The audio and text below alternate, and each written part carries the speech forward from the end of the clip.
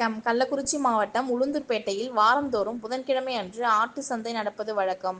இந்த நிலையில் பண்டிகை காலங்களில் கோடிக்கணக்கான வர்த்தகம் நடைபெற்று வரும் உளுந்தூர்பேட்டை ஆட்டு சந்தையில் தீபாவளி பண்டிகையை முன்னிட்டு இன்று அதிகாலை சுமார் 4 மணியிலிருந்து ஆட்டு சந்தை தொடங்கி விறுவிறுப்பாக நடந்து வந்தது. இந்த ஆட்டு சந்தையில் விழுப்புரம், கடலூர், கள்ளக்குறிச்சி, புதுச்சேரி, ராமநாதபுரம், திருச்சி, பெரம்பலூர், திருவண்ணாமலை, வேலூர், சேலம் உட்பட தமிழகத்தின் பல்வேறு மாவட்டங்களைச் சேர்ந்த பல்லாயிரக்கணக்கான வியாபாரிகள் உளுந்தூர்பேட்டை ஆட்டு சந்தையில் குவிந்தனர். அதேபோல் உளுந்தூர்பேட்டை மற்றும் அதை சுற்றியுள்ள பல்வேறு பகுதிகளைச் சேர்ந்த பல்லாயிரக்கணக்கான விவசாயிகள் தங்கள் வளர்த்து வந்த ஆடுகளை விற்பனை செய்வதற்காக உளுந்தூர்பேட்டை ஆட்டு சந்தைக்கு கொண்டு வந்திருந்த நிலையில் விறுவிறுப்பாக நடைபெற்ற இருந்த ஆட்டு சந்தையில் சுமார் 3 மணி நேரத்தில் 3 கோடி ரூபாய்க்கு ஆடுகள் விற்பனை நடைபெற்று வந்தது. ஒரு ஆட்டின் விலை ரூபாய் 8,000 முதல் 15,000 ரூபாய் வரை என கூடுதல் விலைக்கு ஆடுகள் விற்பனை நடைபெற்றதால் விவசாயிகள் மகிழ்ச்சி அடைந்தனர்.